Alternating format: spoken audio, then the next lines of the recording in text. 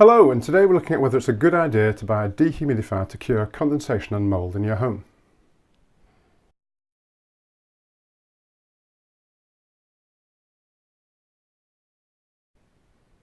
So if you've got condensation and mould in your home, then there must be too much humidity in the air.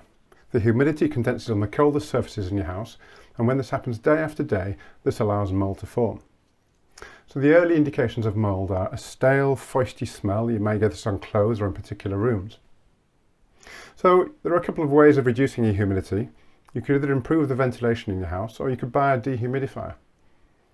And people often say to me, well, I know my house is too humid, but the air outside is even more humid, so there's no point in trying to bring that inside with better ventilation.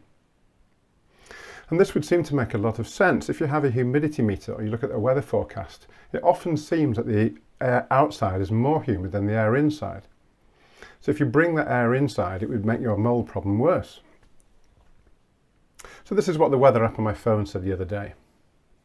It's showing 94%, and we don't want the air in our homes to be anywhere near 94% humidity. But the problem with relative humidity reading is that it varies depending on, firstly, how much water is in the air, and secondly, the temperature of the air.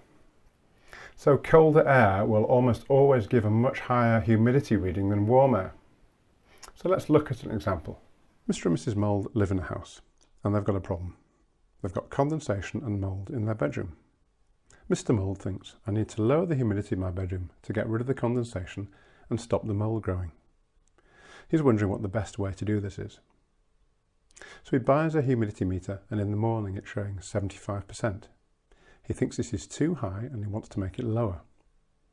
His options are either to buy a dehumidifier or to improve the ventilation in his home. So he looks at the weather forecast on his phone, and he sees that outside at the moment the humidity is 94%. This is higher than the 75% in his bedroom, so a dehumidifier seems the best option. But he does an experiment. He finds a Perspex box and puts it in the garden. He puts the humidity meter in the box, and after a few minutes the meter shows 94%. So he puts a lid on the box and brings it into the house. Sometime later he looks at the meter and it's showing 60%, much lower than the 75% in his bedroom.